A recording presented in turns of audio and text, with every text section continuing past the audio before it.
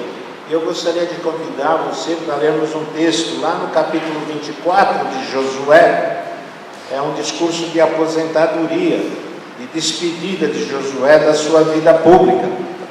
Josué, ele foi um general do povo de Deus, foi muito bem sucedido em tudo que ele se dispôs a fazer. E Josué, ele começou lá atrás, ele estava com Moisés lá no Egito, e ele viu as maravilhas, as 10 pragas, a saída. Ele atravessou o mar junto com Moisés e o povo de Deus. Ele passou por todos os 40 anos no deserto, todos os castigos e todos os livramentos que Deus deu para ele lá no deserto. Depois Moisés se retirou também da vida pública, e passou Josué a responsabilidade de tocar a nação, de entrar, de tomar, de conquistar a terra.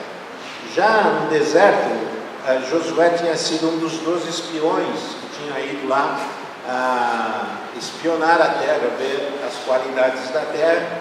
E ele foi um dos 12, ele foi um dos 2, ele e Caleb, que voltaram e deram aquele retorno positivo de que a terra era boa e que sim, valia a pena conquistá-la. Então Josué tem toda essa bagagem, e depois ele entra na terra prometida, ele toma Jericó, toma a cidade de Ai, que eram as 2 maiores cidades, e ele continua conquistando territórios, cidades. E veja bem, eram cidades muradas, né? E ele tinha um povo, não tinha um exército profissional, e eles iam lá contra essas muralhas. Enfim, ele combateu aproximadamente umas 30 cidades para estabelecer o povo de Israel na terra prometida. E os anos foram se passando, e Josué foi se sentindo que agora não era mais o momento dele. Até aquele momento ele conduzia todo o povo numa rigidez militar, carregava esse povo e fazia esse povo guerrear, e tomava as providências e tomava conta de tudo. Mas agora chegou o ocaso, chegou o fim da vida pública dele. Ele vai continuar agora a cuidar dos seus negócios privados, da sua vida familiar, mas ele não vai ser mais o povo de Israel. O povo agora vai se espalhar pela terra, vai ocupar pela terra, vai cuidar do plantio da terra, e eles não precisam mais do general Josué.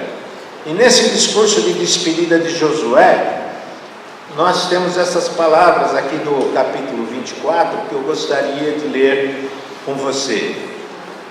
Josué, capítulo 24, ele diz assim, lá no verso, aqui, ele diz assim, no verso 19, Josué capítulo 24, verso 19. Josué disse ao povo: vocês não têm condições de servir ao Senhor. Ele é Deus santo, é Deus zeloso. Ele não perdoará a rebelião e o pecado de vocês. Se abandonarem o Senhor e servirem os deuses estrangeiros, Ele se voltará contra vocês e os castigará. Mesmo depois de ter sido bondoso com vocês, Ele os exterminará. O povo, porém, respondeu: de maneira nenhuma, nós serviremos ao Senhor. Disse então Josué: vocês estão testemunhando contra vocês mesmos, diz que escolheram servir o Senhor. Somos, responderam-lhe eles.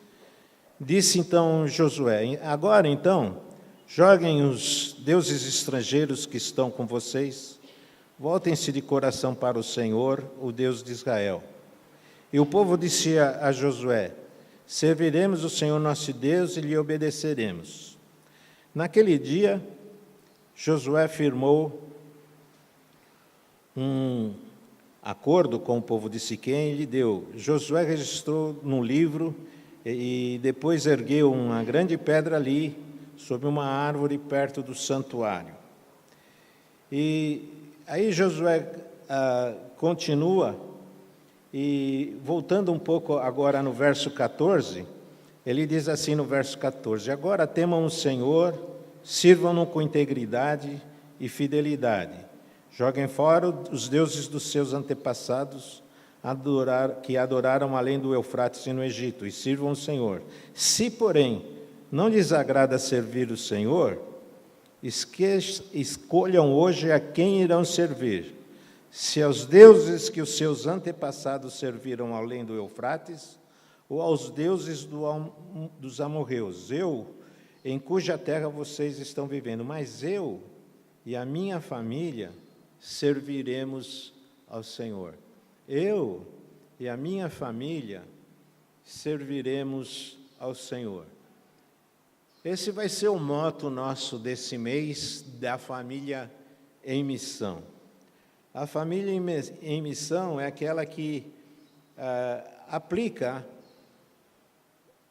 essas palavras de Josué: eu e a minha família serviremos ao Senhor. Vamos repetir? Eu e a minha família serviremos ao Senhor. Amém. Essa frase, eu, a minha família, serviremos ao Senhor. Se eu inverter essa sequência, eu ponho: o Senhor será servido por mim e pela minha família. O Senhor, porque o Senhor é aquele que tem o controle, é aquele que tem o domínio de todas as coisas. O Senhor domina todas as coisas.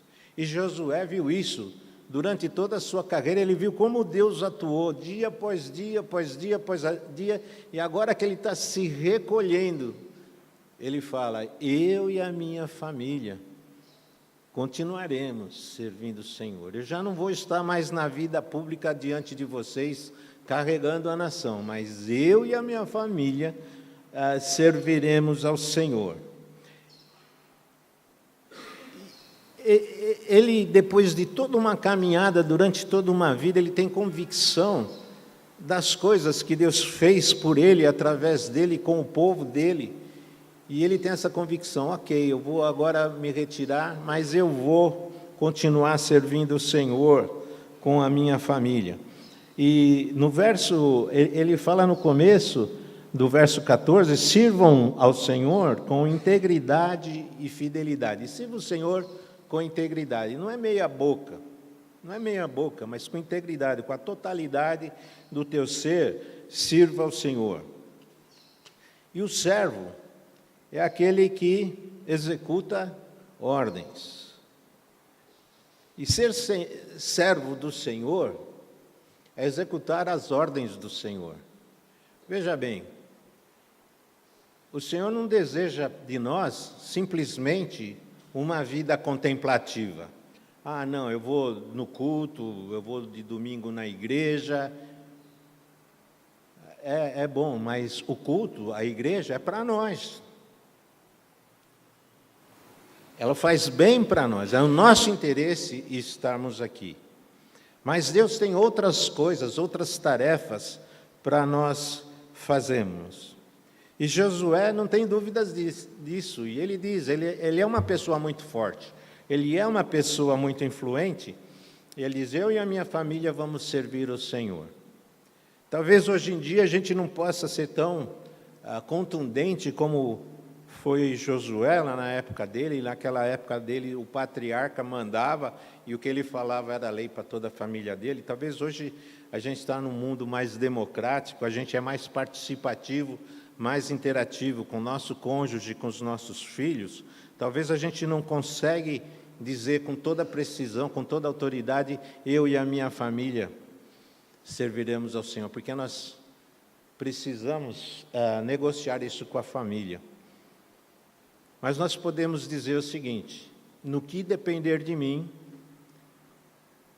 eu e a minha família serviremos ao Senhor. Eu posso não determinar para a minha família, mas eu posso me propor a servir ao Senhor. E para fazer isso, a primeira condição é que eu preciso ser um servo do Senhor. A minha condição pessoal vem antes da condição da minha família. Não faz sentido eu querer que a minha família sirva ao Senhor se eu não for um servo do Senhor. Então, primeiro eu tenho que ser um servo do Senhor. Aí sim eu tenho uma missão com a minha família de servir o Senhor. E nós sabemos que nem todas as famílias hoje, todos os membros da família servem o Senhor. Se você tem uma família que todos os servos da tua família servem o Senhor, amém, é uma bênção.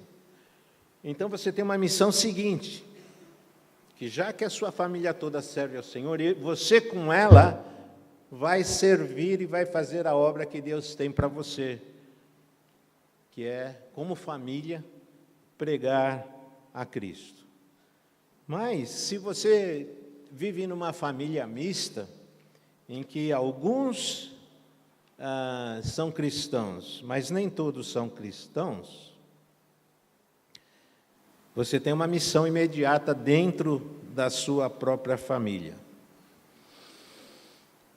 E eu gostaria de tratar com você um pouco disso nessa noite. Veja bem, a igreja primitiva, quando ela começou, ela iniciou, e houve um grande boom evangelístico, uma grande ação de Deus evangelística pelo mundo todo. É claro que algumas pessoas se convertiam na família, mas nem todas se convertiam na família. Isso começou a se tornar um problema no seio da igreja. E agora? Eu sou crente, eu vou continuar convivendo com meu cônjuge pagão, o que eu faço?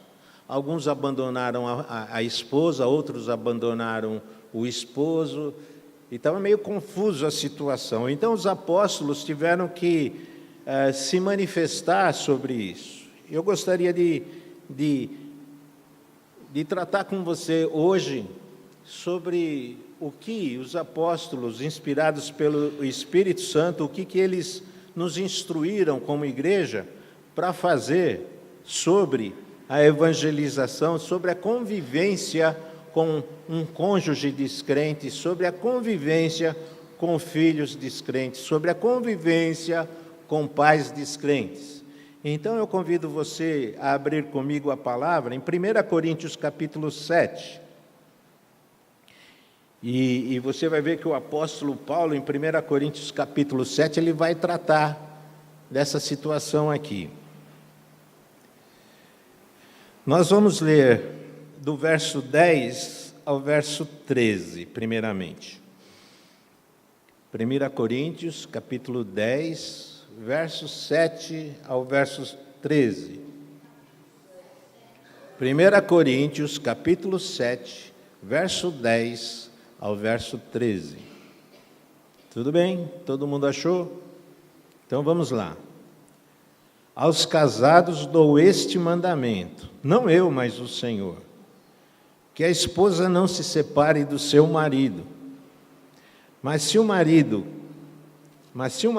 o fizer, que permaneça sem se casar, ou então reconcilie-se com o marido. O marido não se divorcie da sua mulher. Aos outros eu mesmo digo, e não o Senhor.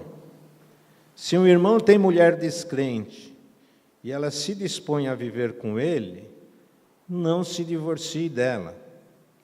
E se uma mulher tem marido descrente, e se ela se dispõe a conviver com ele, não se divorcie dele. Pois o marido descrente é santificado por meio da mulher, e a mulher descrente é santificada por meio do marido. Se assim não fosse, seus filhos seriam impuros, mas agora são santos. Então, essa ideia primeira aqui do apóstolo Paulo é: não há divórcio. A Bíblia não recomenda o divórcio a separação por causa de Cristo. Então, a pessoa se converteu, o outro cônjuge, eventualmente, não é convertido.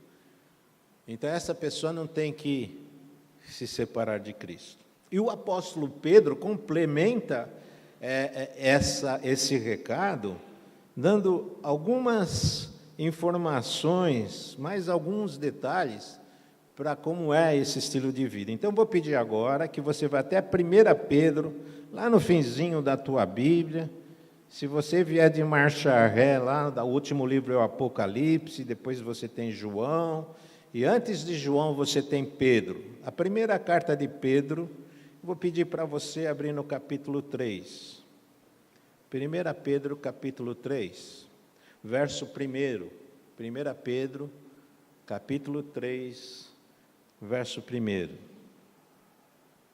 A palavra diz assim: do mesmo modo, mulheres, sujeitem-se cada uma a seu próprio marido, a fim de que ele, se ele não obedece à palavra, seja ganho sem palavras, pelo procedimento da sua mulher, observando a conduta honesta e respeitosa de vocês. A beleza de vocês não deve estar nos enfeites exteriores, como cabelos trançados e joias de ouro ou roupas finas. Ao contrário, seja no ser interior, que não perece, beleza demonstrada num espírito dócil e tranquilo, e que é de grande valor para Deus, pois assim eram com as mulheres do passado. Então, ele já dá aqui algumas informações. A mulher, ela deve se sujeitar ao marido e a fim de ganhá-lo, eis aí a missão, a fim de ganhá-lo para o Senhor. Não é com palavras, mas com um procedimento. O marido tem que olhar para a sua esposa cristã e falar: puxa vida, eu sou um afortunado pela esposa que eu tenho. E através da força do seu exemplo, do seu testemunho, você irá ganhá-lo. E depois, mais adiante, aí no verso 7, ele diz assim, no verso 7, do mesmo modo vocês, maridos, agora inverteu, agora vai falar para os maridos, né? Sejam sábios no convívio com as suas mulheres, tratem-nas com honra, como parte mais frágil e co-herdeira do dom da graça da vida, de forma que vocês não sejam interrompidos as suas orações.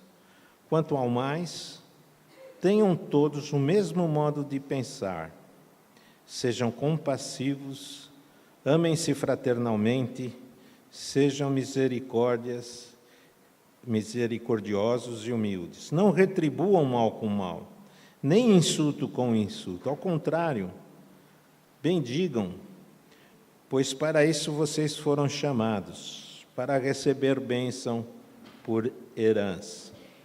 Então, aqui nós temos uma recomendação para a esposa, uma recomendação para o marido. A primeira, como Paulo disse, é: não se divorcie por causa do Evangelho. Pelo contrário, você tem que ser compassivo, você tem que amar fraternalmente, você tem que ser humilde. Isso não é só para os outros fora de casa. O mais difícil, acho que o maior desafio nosso é praticar essas coisas dentro de casa, porque o nosso cônjuge, os nossos filhos, os nossos pais, eles conhecem a gente do avesso, eles sabem as nossas fraquezas e os nossos defeitos. E não adianta a gente querer desempenhar um papel cristão muito bonito para os de fora, se o pessoal lá de dentro do lar fala: pois é, né, seu mané, eu te conheço muito bem. Então, nós precisamos ser coerentes, íntegros na nossa vida, no interior, no trato com o nosso marido, no trato com os nossos filhos. E ele diz também que isso é uma missão, né? Mulheres, sujeitem-se aos maridos, e se algum deles não obedecem à palavra, sejam ganhos sem palavra. a missão da mulher é ganhar o marido. E a missão do marido é ganhar a mulher. E juntos ganharem os filhos. Através do quê? De uma conduta respeitosa e honesta, né? E não sei se você percebe no que ele trata aqui, é o seguinte: o cônjuge descrente, ele tem uma vantagem quando o cônjuge dele é crente. Ele é beneficiado não só pela honestidade, pela integridade do outro cônjuge, mas ele é abençoado por causa do outro cônjuge. A palavra que nós lemos diz assim: o marido descrente é santificado por meio da mulher. A mulher descrente é santificada por meio do marido. E seus filhos são santos, são agora santos. Vamos desenrolar um pouco esse pacote. O marido descrente, ele é santificado pela presença do crente na sua família. E a esposa descrente, ela é santificada pela presença do marido crente na família. E os filhos são beneficiados pela presença de um pai ou de uma mãe crente na família. Por quê?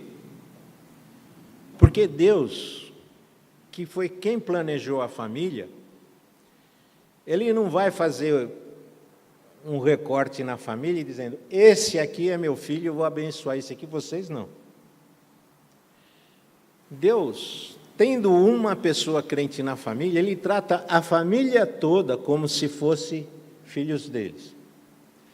Ele vai abençoar o crente daquela família, o cônjuge crente, tanto quanto Ele vai abençoar os outros membros da família.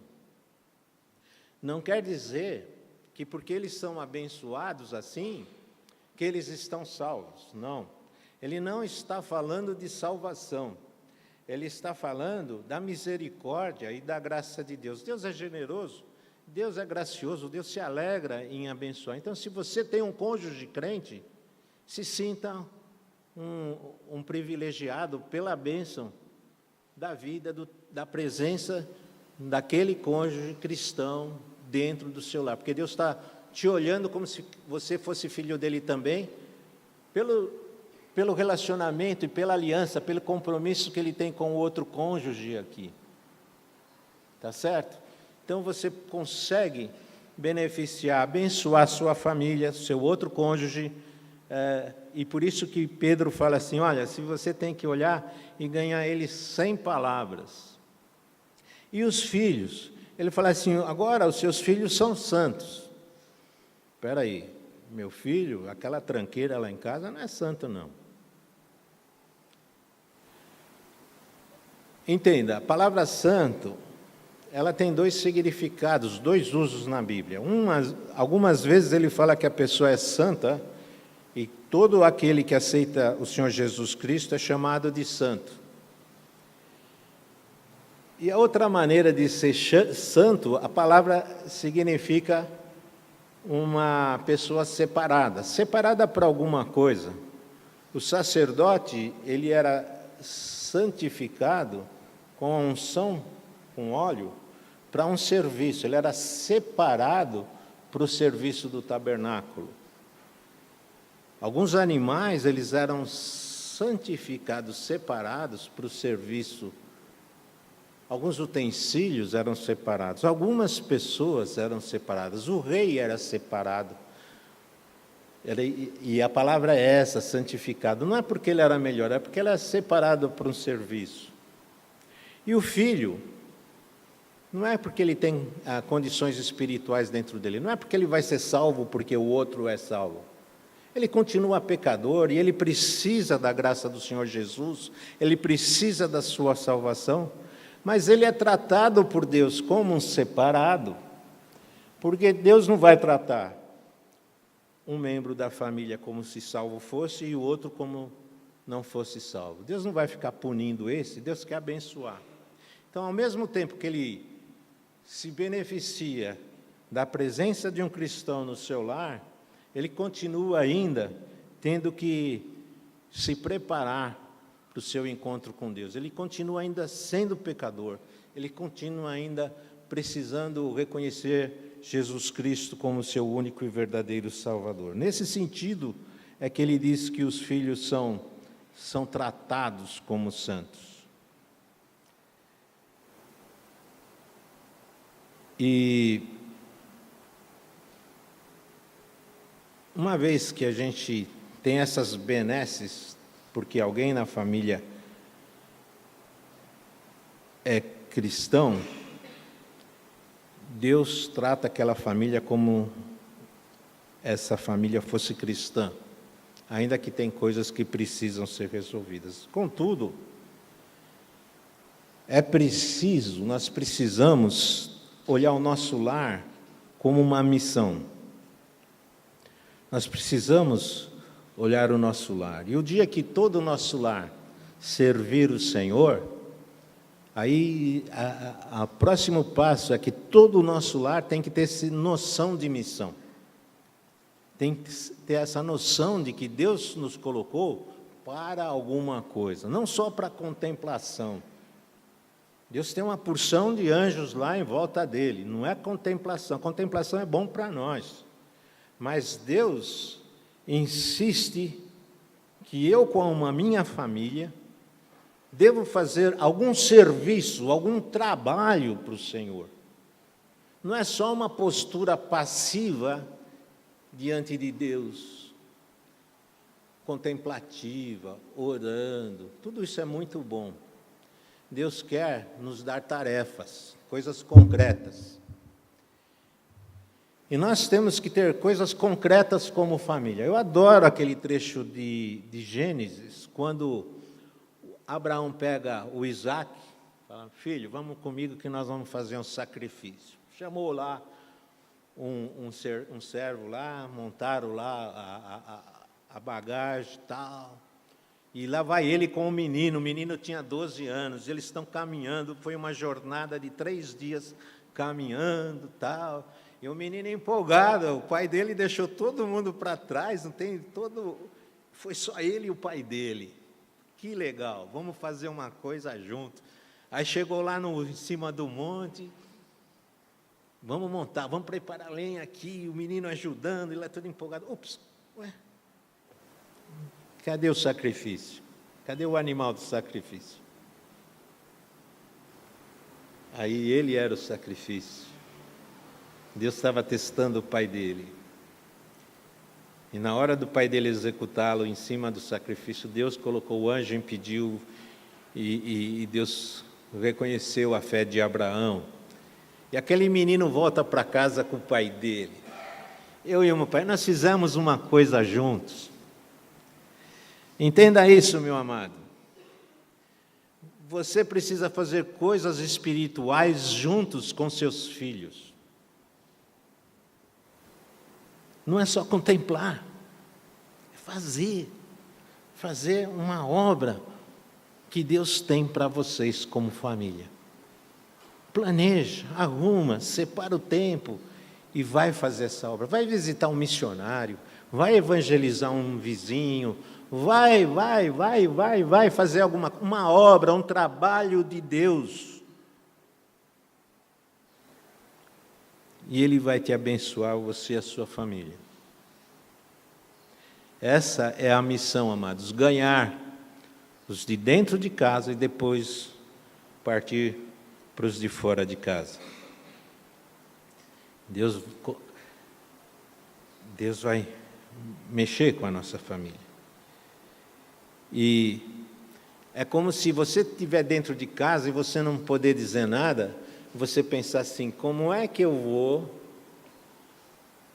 convencer, como é que eu vou alcançar o meu cônjuge sem dizer para ele que ele precisa se arrepender de Jesus? O que eu vou fazer aqui para ele se sentir que ele está sendo abençoado, abençoada? Você precisa ser criativo e descobrir como você vai conseguir fazer isso sem palavras, mas pela conduta. É o trecho aqui de Pedro está orientando. E eu queria dizer para você que você tem 3 recursos, 3 coisas que te ajudam nessa tarefa. A primeira delas, você tem a palavra de Deus. Nunca menospreze, nunca ignore a palavra de Deus. A palavra de Deus é o nosso guia. A palavra de Deus é o nosso orientador, é a nossa bússola. E você tem esse recurso precioso, você saber o que Deus quer de você, como você deve viver, como você deve se comportar, como você deve testemunhar. Você tem esse recurso à sua disposição. O segundo recurso é o Espírito Santo. Você, crente no Senhor Jesus Cristo, você é o templo do Espírito Santo. E o templo do Espírito Santo, que é você, o Espírito Santo vai te guiar, vai te apontar, vai te orientar, vai te revelar como você deve fazer, como você deve agir. E você tem que ser sensível ao Espírito Santo. Você tem a palavra, você conhece a palavra, e você precisa ouvir quando o Espírito Santo estava falando para você o que você deve fazer para alcançar o teu cônjuge, para alcançar o teu filho, a tua filha, o teu pai. Você tem esse segundo recurso, a palavra de Deus, o Espírito Santo e a oração. E a oração. Nada muda a gente. Mudar realidades vai ser através da intercessão. Tem o tempo de Deus aí que a gente não sabe bem quando Deus vai responder, mas Ele está ouvindo. E hoje é o Dia das Mães, né? E eu queria dizer assim para as mães que vocês têm assim, a posição de vocês ela é estratégica dentro do lar. A mãe, ela tem uma relação visceral com os filhos, né? Aí a festa toda no Dia das Mães, né? Você já viu que coisa mais sem graça que é Dia dos Pais? Hã? Porque tem uma relação muito grande aqui. A mãe foi aquela que lá pequena, que gestou, que amamentou, que cuidou, que teve aquela relação mais próxima dos filhos. E então você tem uma posição estratégica. Hoje de manhã eu brincava com a Terezinha. Falei para a Terezinha assim, Terezinha, abre o olho, Terezinha. Eu tenho uma filha muito bonita, abre o olho, Terezinha. Ela virou para mim e falou o quê? Não, pastor, eu tenho que orar. Então eu vou dizer para você assim, ora com olho e olho aberto do outro. Você está entendendo? Não podemos bobear, não podemos descuidar dos nossos. Então você, mãe, você tem esse papel estratégico dentro do lar. E você tem uma missão. Você tem uma missão dentro do seu lar. Depois você tem uma missão dentro da sua família extensa e depois você tem uma missão, né, no mundo, no bairro, na cidade e tal. Josué estava se aposentando. E Josué disse assim, eu e a minha família serviremos ao Senhor. Eu gostaria que você repetisse comigo novamente essa frase, começando que no que depender de mim, vamos lá? No que depender de mim, eu, a minha família, serviremos ao Senhor. Amém? Que Deus te abençoe, que Deus concretize o teu desejo santo de ser bênção na tua família.